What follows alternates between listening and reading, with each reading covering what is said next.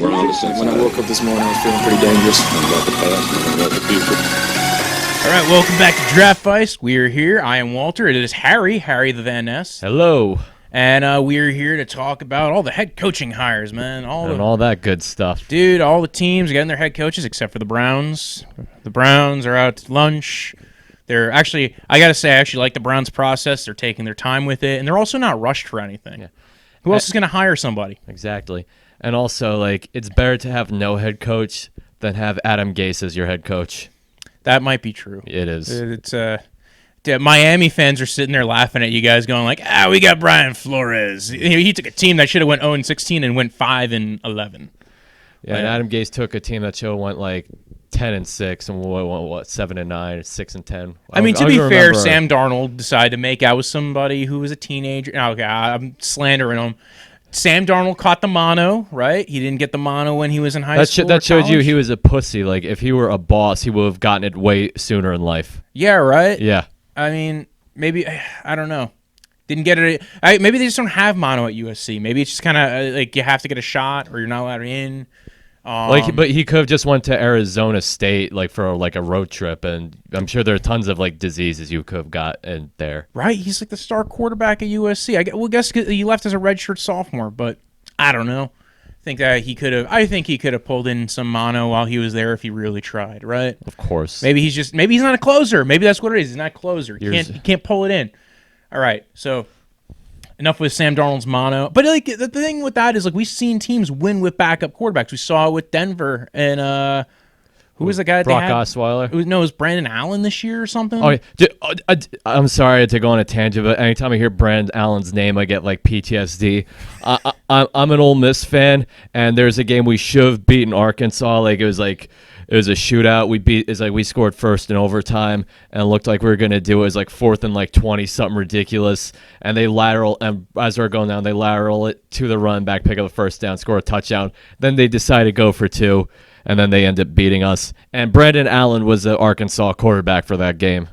And we saw with David Blau with the Detroit Lions. And then what happens? Oh, we have Sam Darnold, and Trevor Siemian broke his hymen and his tibia. And then we had to put in Luke Falk, who, oh my God. Should not have been on an NFL roster. Dude, Luke Falk did not look like he should have been playing anything. Yeah. He didn't look like he should be playing flag football. No, he didn't. So, but like, that's the point. You can game plan around that. He's like, we're going to practice like we have Sam Darnold for the game, but we're going to put in Luke Falk. I'm like, well, that didn't end well for you, did it? They could have at least went 8-8. Again, like you could have had game plan. That's the point of game plan. Yeah. We saw, even though the Detroit Lions didn't win with David Blau, they were competitive with David Blau. So I remember, I think we had like more special team touchdowns from on the span where Falk was starting than we did offensive touchdowns. So quick question before we get into the new head coaching hires, the fires, the burning trash cans that are the Cleveland Browns and the rest of these teams. Did you think anybody should have been fired that didn't get fired? Adam Gase, I believe, should have been fired. I've made that very clear. Resident Jets fan, yes. Everybody, just to give you a clear heads up. Although anybody in the AFC East could probably tell you. Like, the Bills are like, yo, you guys should have gotten it. Should never went with Gase. The Miami Dolphins are like, you guys made our mistake. And the Patriots are the Patriots, right? Yeah. It's probably going to be, Tom Brady there next year again. Yep. And, so people were talking about what's his name, Doug Marrone should have gotten fired, but I think they're trying to see how things go with the culture without Tom Coughlin. Yeah. But I think those were really the two, and Dan Quinn. But Dan Quinn went on a tear at the end of the year and got them to be 7-9 and made their draft pick worse. This is why you fire people mid-season, folks. You don't have that sudden. You do what the Panthers did, right? You have a winning head coach. You save his winning reputation, and you fire him, and you make your team lose. That's what the Panthers what you gotta did. Do. Now they're in a position to potentially get Herbert or Tua, or draft somebody good and healthy. Don't sleep on Jalen Hurts. Well, I think he'll be an interesting one. I really do wonder where Jalen Hurts goes, to be honest. We'll get more into the college draft and this year. It's going to be fun. It's 2020, whole new year, whole new draft fight. Whole new decade. Whole new decade. I've heard that before. I didn't know. I was unprepared for the new decade, and then everybody started talking about it at the last second. It's like, we're getting a new decade. I'm like, I forgot. I thought we were just getting a new year. Fuck. So, yes, new decade, new Draftvice, and we're going to talk, and new head coaches. So, first head coach that was hired, I talked about a little bit with Ron Rivera going to the Washington Redskins. What do you feel about that? I think it's a good hire. He really helped Cam Newton's development out, and as you know, Washington also has a young quarterback, and I think Ron Rivera is going to be really good for Dwayne Haskins. But for Dwayne Haskins, there are two different types of players. Obviously, like Cam's mobile quarterback, and Dwayne Haskins, he's a pocket passer. But my main concern for Dwayne Haskins is I think he's got a great mentor, Ron Rivera. They need to do something about that offensive line because Cam had a great offensive line for most of his time in Carolina. Well, see, I think that's the trick with Ron Rivera coming in. They fired Bruce Allen. They fired some of the trainers. They're getting in some new trainers in. They're going to go to Trent Williams and say, Trent Williams, you're our only hope. Be our left tackle. And if not, we'll trade you for a pick. But please be our left tackle. And I think that's what they're going to go. I think that's the plan. They get him back. Hopefully they can re-sign Sheriff, Brandon Sheriff, their guard. Very good guard, right? So maybe they get him back in the room. Dwayne Haskins. I also like some of the assistant coaching hires, right? They brought in Jack Del Rio. Yeah, Jack Del Rio should be a head coach somewhere. Dude, he did really good on the Raiders, and then all of a sudden, and on the he was also when John Fox was out with heart surgery, he did a really good job with Denver when he was the interim head coach there. Also, dude, I don't get it. Him and Jim Caldwell. We'll talk some about those coaches that are not even getting a sense of hey, we should hire them, right? We should talk about those guys a little bit later on. Guys who should be even in at least the running, right? The cool runnings, like the Jim Caldwells of the world. But I liked Jack Del Rio. They brought in some of the guys from the Panthers with Scott Turner and Norv Turner. Yeah. They also brought in Ken Zampese, right? Former quarterbacks coach for quite a few different franchises, including the Bengals and the Browns. And honestly, he was the reason I think Baker Mayfield did really well his first year. They got rid of him, and they didn't keep a lot of the staff, and all of a sudden, Baker's kind of regressing and actually getting worse. I think part of that is the QB coach was really good last year, and Baker even said that. And Ken Zampese has a background of developing quarterbacks like Carson Palmer, Andy Dalton. Ken Zampese is a good coach, good QB coach, not a good OC. I saw him OC in Cincinnati, who was not good there. But they don't have to worry about that. They've got the Turners. They got the Kevin Turner and the North Turner. So I like where they're going with it. They're trying to reset the franchise. Dan Snyder's going in, he's fixing shit, and he's gonna walk out. I like it. It's a good move. Next pickup, I think was the Dallas Cowboys. Yes, Mike Dallas McCarthy. Cowboys they didn't even fire their head coach. They just went, we're gonna hire another head coach. Why would we fire a guy like Jason Garrett's the boyfriend who got broken up with but doesn't want to believe his girlfriend's actually breaking up with them. So it's more like his girlfriend was starting to look around on him while they're technically still together, and she's getting fucked by a guy with a bigger dick. Yeah, and he walked in, and he's like, well, and he's still married to her. He's still got to pay for the house for the next 2 weeks. Yep. It's like the boyfriend who still has to pay the rent on the apartment. That's what it is. Yeah. Like we both have our fucking names on this place. She's in there getting railed by Mike McCarthy. So yeah. So did you see any of the interviews with Mike McCarthy? I did not, but I did not see his entrance, his interview as the Cowboys, his introductory press conference. What I did see is his interviews with Tom Pelissero and his interviews with Peter King, and they were actually very informative. Now there's been talks that he's kind of pulled back on them, but he showed a very good understanding of analytics. He showed a willingness to change. He showed an understanding of what he did wrong in Green Bay. And it showed that he was like, hey, we went away from doing a lot of motions, which have become a very big thing. Pre-snap motion's a huge thing in the NFL right now because it sets the defense on edge, gives you an idea if they're in man coverage or zone coverage. So he said, we went away from that. We should have been sticking to it, doing a lot more with it. He also made a lot of good assessments, from what I've heard of some failed coaching staffs, Freddie Kitchens and the Browns. Where he said, listen, the guy who's doing the setup for the offense for the week should be the guy calling the plays. He made some actually smart assessments in the offseason, and he treated every week like he was going to work and breaking down plays and doing some real work on himself and on what he was going to be doing. So I like the hire for for Dallas. I'm actually not a fan, believe it or not. Really? Yes, because anybody who gets hired in Dallas, they're not there to win. They're there to appease Jerry. Want to know? Want to know who else they were thinking about interviewing? Oh well, not Marvin Lewis. Yes, Marvin Lewis. If there's one coach who kept his job like more undeservingly like than Jason Garrett, it's freaking Marvin Lewis. I think there's a few guys who kept their jobs more undeservingly. I mean, I forget the Browns had Hugh Jackson. Hugh Jackson went. But like Marvin Lewis was there like for what 16 years though. But keep in mind, how bad were the Bengals before Marvin Lewis got there? That is true. It was a bad trash fire. True. Like we joke about the Detroit Lions and the Cleveland Browns. Dude, the Bengals were horrible before Marvin Lewis got there, and they were at least a playoff contender. They made it to the playoffs. They had winning seasons. Marvin Lewis, I think he gets a lot of flack. I think a lot of things was like he lost a lot of assistants. Yeah. He lost Jay Gruden. He lost Hugh Jackson, who guys I don't think were good coaches, head coach. I actually think Jay Gruden might have been a better head coach than some people give him credit for.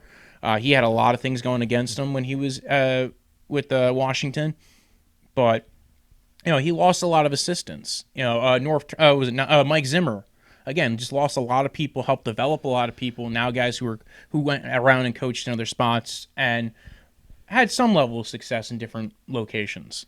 So I don't hate on Marvin Lewis as much. I was a little bit more shocked he even cared to come back. I thought he was retired. Now it sounds like he does want to come back. He was also interviewed for the Redskins job. So that was and in the Bahamas, like nice place to get interviewed, right? Sure is. So I do agree with what you're saying though. A lot of Jerry runs everything in the Dallas Cowboys. Like the fact that Jason Garrett was the coach of the Cowboys longer than Jimmy Johnson says all you need to know. Yeah. It's basically just do what Jerry wants you to do. Yep. So. But I do think Mike McCarthy... I think the funniest thing was the sleepover. Did you hear about that? No, I did not. What happened? Oh, my God. So Mike McCarthy goes down to Dallas, right? Goes to interview with Jerry Jones. Jerry Jones is like, wait a second. Yo, you got to come to my place. We got to hang out. He stays over at Jerry Jones's place. They have a slumber party, man. They're out there remaking waffles, telling ghost stories. Reading comic books, playing video games. Right. Dude, that is... Would you ever sleep over your boss's house? No, I would not. Keep in mind... Actually, my boss is a fucking millionaire, so maybe, like... Well, that's the thing. His boss is a billionaire, so...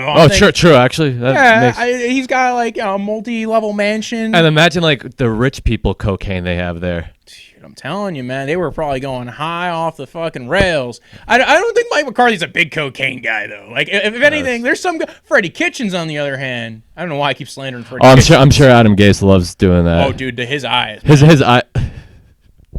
He looks like he's got coke eyes right now. His Yu-Gi-Oh card that he always played was Coke Eyes White Dragon, man. Coke. He's I think the Mike McCarthy hire, I think it fits if they get Dak and they get Amari Cooper. Those are two big names. Yeah. We have to figure out what goes on this offseason. Here's the problem. You can't franchise tag them both, right? Yeah. So if they both say, hey, you know what, we're going to go ahead and we're going to go right to the deadline, they can't do both. So one of them can potentially walk. And I'm sure there's some communication between Amari Cooper and Dak Prescott. Yeah. And Amari Cooper's great, and Dak Prescott's really good. Not top 10 good. Oh, actually, I don't know. I think he's top 10. Quarterback 8 through like 18 is it's a take your pick kind of thing. It's who are the top 5, who are the top 8, and then after 8, it's a very hard. So he could be top 10. I don't know. I haven't done my this year. He did a lot better. They kept Kellen Moore. Great coordinator. Yeah, he showed. And I don't know, but they would go away from game plans. Like they had like the number 1 passing offense in the NFL, but they were going to then they would lose to some of the the easiest teams to they would lose against good teams. Basically, they were like the Minnesota Vikings, but they had a different schedule. Yeah. So, talked about the Dallas Cowboys. I don't know who else they've brought in as far as I don't know if they've announced the D coordinator yet. I know that we'll touch back on that. If we find out they had a D coordinator, we'll give you some information. Who else they've hired? I know Kellen Moore was a big one. We've got the Carolina Panthers, right? Yes. New head coach Matt Rhule of the Baylor, and he was This guy went from had a 1-win season to 11-win season in 2 years, man, in the college football. Yes. So Matt Rhule, he's got a lot of fans in the NFL. Like he had a 1-win season, and teams were willing to hire him back then to be a head coach. And he's like, it's not time yet. You gotta let me cook. I'm like, cookie dough. I need to be a cookie. Let me be a cookie. I'll come in. But he took Temple and made it a competitive college football team, and he took Baylor and brought him back. Yeah. So I think the more interesting thing here is David Tepper went balls deep, man. He was like, you know what? We didn't get, he had McCarthy in there for an interview. He let him walk. Had Matt Rhule in. He's like, you know what, Matt Rhule? I like our chemistry. You, I, me. We can turn this franchise around. I don't know how your feelings are on the Mr. Newton. We'll figure that out going forward. But we are going to be a beautiful friendship. And he hired him, and he gave him a ridiculous deal. Part of the benefits of being a college football coach is you're making millions already. They had to pay Baylor $6 million to buy out his contract. Wow. And he's got an incentive-laden contract that's like $70 million. He's actually like one of the top paid coaches already. He hasn't even coached an NFL game yet. Right? And like out of everybody like paid as much as he is, like he's the only one who has not won a Super Bowl yet. Also, and I think the weird thing with him is like, I mean, okay, I get he's a program builder, right? He's not worrying about OC. Like he will find an OC that he likes. He will find a D coordinator that he likes. He's gonna build up. I think is he the one that they're talking about? Joe Brady might go there. Yeah. Joe Brady, the LSU offensive coordinator. Previously linked to Martin Winkdale. Or Wink Martindale. What the fuck am I saying? Martin Winkdale. Wink Martindale. All right, where are we? It's not actually one of those Martin Winkdale sounds like a real name. Wink Martindale does not. What kind of first name is Wink? So, how do you feel about the Matt Rhule hire? Like I said, I'm sort of iffy, but I think it's a good hire because we have seen coaches go from college to the NFL and be successful, like Jimmy Johnson, Barry Switzer, it's like Jim Harbaugh to a lesser extent, but it's like with Jim Harbaugh and some of the more recent ones like Pete Carroll, Jim Harbaugh, they had experience in the NFL though. True. Jimmy Johnson, we're talking about now, like almost 30 years both ago. Both college and the NFL are different games now than they were back then. Yeah. So, and have kind of diverged into different paths in being different games. So, I have to look at it more from the eye of, Cliff Kingsbury. How's he been doing? Granted, Cliff Kingsbury came in not even as a head coach, as an OC in college football, and became a head coach in the NFL. That was a weirder one, I think.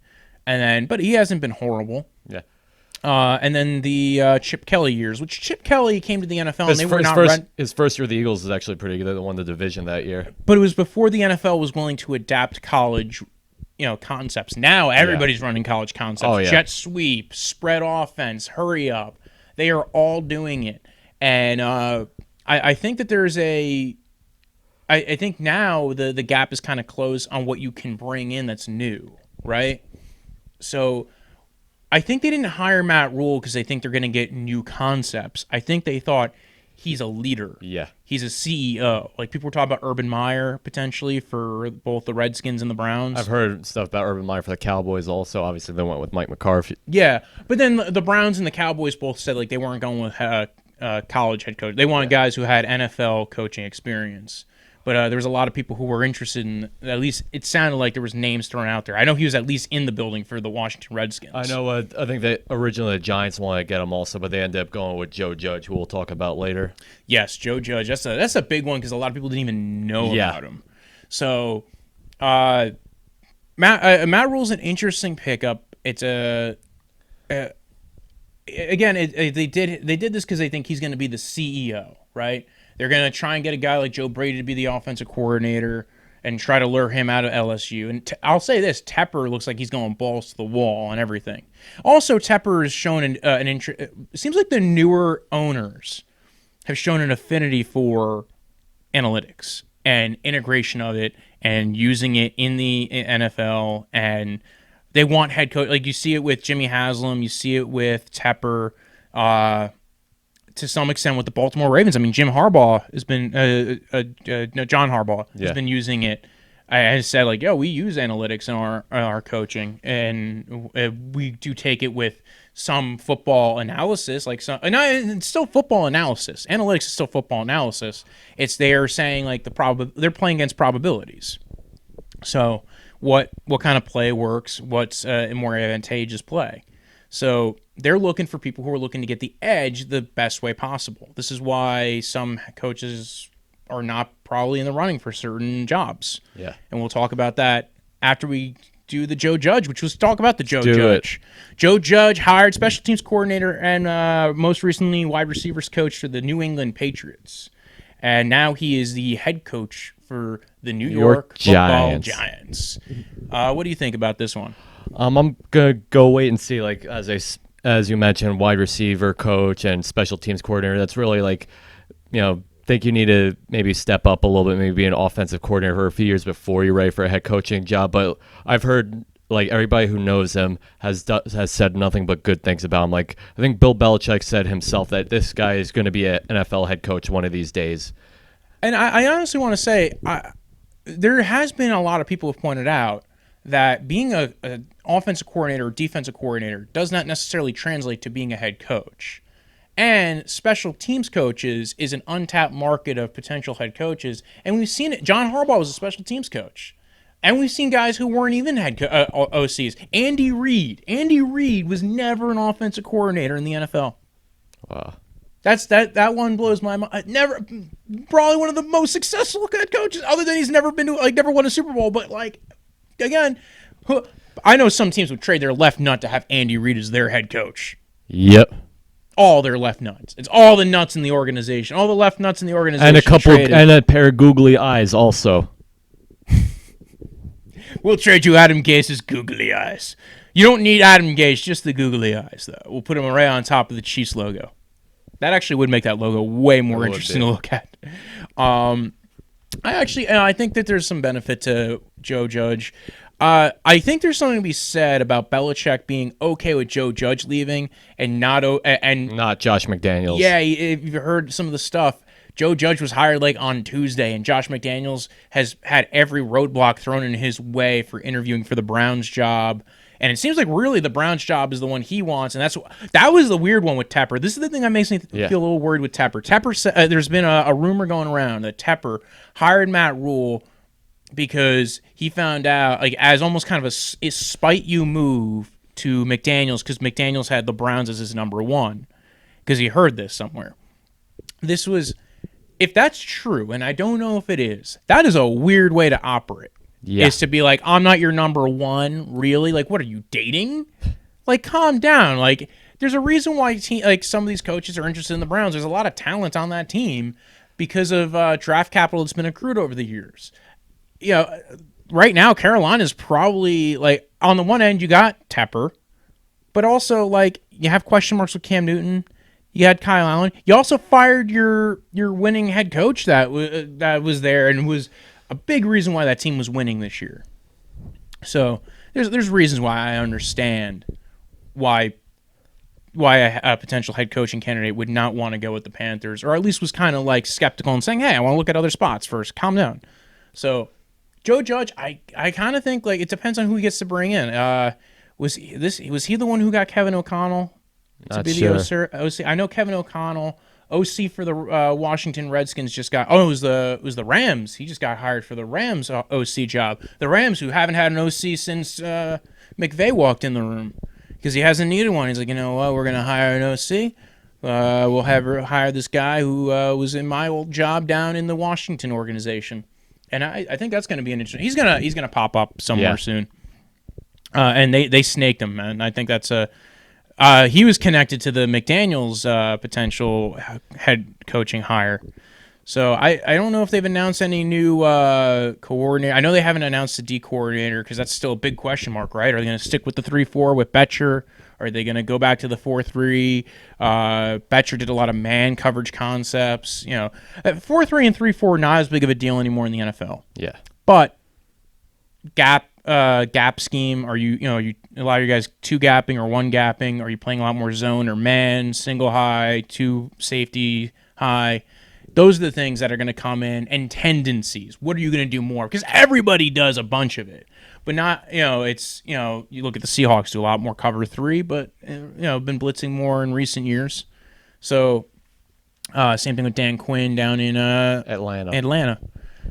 So, those are the hires. Are there any of them that you thought, are there any head coaching hires you wish were made? Like, that you thought were like guys who should have gotten a shot? Like, a lot of people talked about Eric Bieniemy, right? And I like Eric Bieniemy. I think he's going to land somewhere. He's going to be, like, you see the Andy Reid coaching tree has been pretty good, right? Oh, yeah. Matt Nagy, Frank Reich's kind of in that tree, Doug Peterson. Finally, I can remember Doug Peterson. One coach, I can never remember his name when I want to say it, the Eagles head coach, Doug Peterson. But he, been to a Super Bowl already and won one, man. Dude. So, the Andy Reid tree's turning out some really good hires. I know a lot of people have been talking about Eric Bieniemy, saying that he's kind of been passed over. I don't know if it's that hardcore. Joe Judge has been in the NFL for a long time. It's not like he came out of nowhere. But I think it's because it was a shocker. You hear him, you hear Matt Rhule. But again, like, everybody has their picks. Everybody has guys that they like. So, Marvin Lewis, Jim Caldwell. Jim Caldwell is one I'm shocked didn't get a lot more interviews. He was a much better coach than Marvin Lewis. And got a lot less of a tenure in both spots. The Colts and with the Detroit Lions. So he's been scapegoated a few times. I got fired in a season where he had a winning record. I'm shocked more teams than that. And he's talking actually right now to interview to be I don't know if they've hired him yet or they're just talking to him right now, the Eagles offensive coordinator position. That'd be a good hire. By the way, the Eagles fired their OC and wide receivers coach. That was an interesting one. Mike Rhule. Well, their wide receivers coach, like, they had, like, all their receivers were, like, Carson Wentz won the division with, like, create a players for Madden as his. Exactly, right? It was, and then talk about that playoff game, goes out after 4 passes with a concussion. That poor prick. That poor handsome prick. We are very pro-ginger on this podcast. This is a very. Pro-ginger space. This is the NFL Ginger podcast. Yeah. So that's why Sam Darnold has a little bit of hopes with us. Andy Dalton, talk about where he lands next season, man. That's going to be an interesting. He's going to win a Super Bowl with New England next year. You watch. I've heard they want to bring Andy Dalton in. They could probably trade for him and get him for a very cheap contract, and because the Bengals are going to pick Joe Burrow next year. Oh yeah, hands down. That he's going to be. This is going to be a fun year, draft year. A lot of QBs, man. We're still waiting on the Browns. We'll hopefully find out about the Browns before the draft. It's like waiting for a new pope, dude. It comes every 2 years though, so it's kind of waiting for Santa Claus at this point. Like it's a very consistent thing. It's like new coaching cycle. Oh, are the Browns hiring somebody this year? They don't have Hugh Jackson anymore, so they must be hiring somebody new this year. I think this is gonna be a fun off season. Just kind of a quick idea of the draft this year, man. A lot of QBs. Yes. A lot of interesting QBs, right? You got Joe Burrow, definitely number 1, right? Yes. I don't know. I'm getting a weird nod from you. Is there somebody you'd rather have at number 1? No, I would rather have Jalen Hurts, but I know realistically Joe Burrow is going to go ahead. Oh, wow. We got some spice to add, some ginger spice to add to this draft process. He would rather have Jalen Hurts. I don't hate that concept. I think Jalen Hurts showed something, and also the last 2 number 1 overall picks have been Oklahoma QB. It was almost a 3-peat with the Heisman Trophy this year. Also, I know Joe Burrow got it. Joe Burrow went Super Saiyan this year. It's just how it is. I like Joe Burrow. I think the Tony Romo comp is the best comp for him. Yeah. Tua would be in the discussion for number 1 overall too, man. The thing is, I don't like taking out. I know Jalen technically used to be an Alabama quarterback, but now he's. I just don't like taking Alabama quarterbacks all that high because, since Namath and Kenny Stabler, what Alabama quarterback was successful in the NFL? But what Alabama quarterback's been as good as Tua?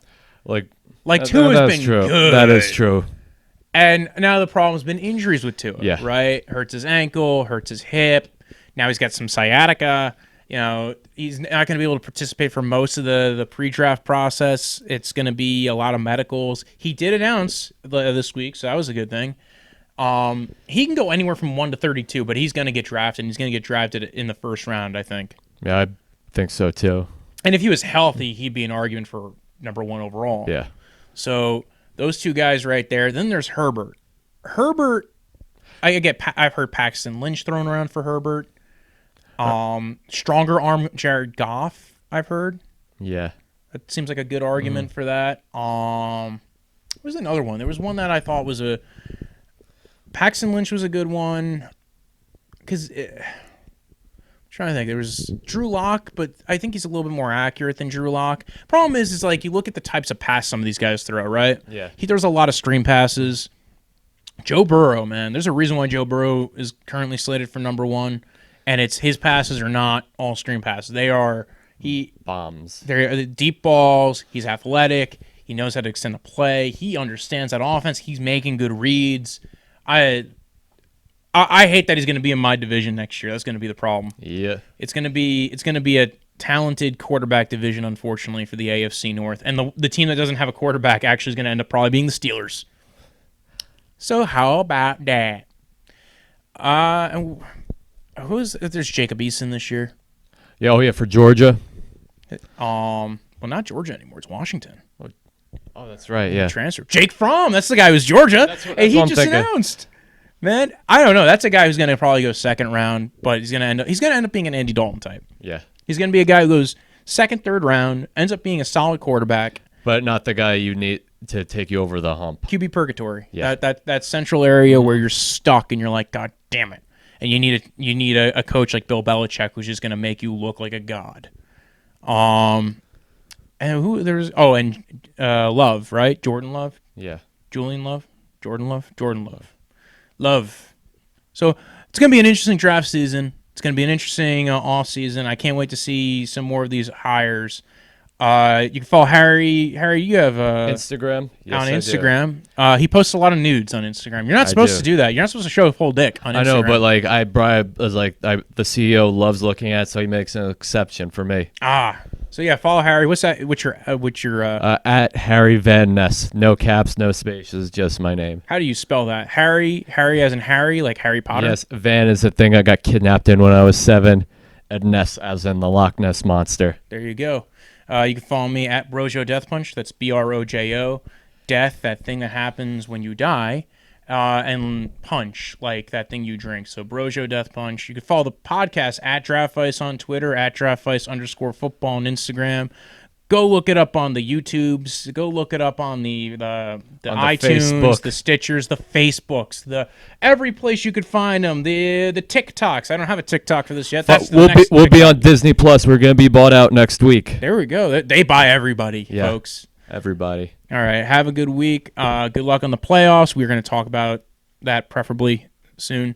And we will talk about the next set of episodes coming forward. Or what should these teams do? Harry's a Jets fan. I know a lot of Jets fans. We're in New Jersey. I'm a Browns fan. What are they going to do moving forward? We got some teams still in the playoffs, so we're going to hang off on them. But like the Eagles, what are the Eagles going to do? And the Giants, now that they got their special teams coordinator all figured out. Anyway, tune in. It's going to be a fun year. It's a reboot, everybody. We're rebooting the Draftvice. Yay. When I woke up this morning, I was feeling pretty dangerous. About the past and about the future.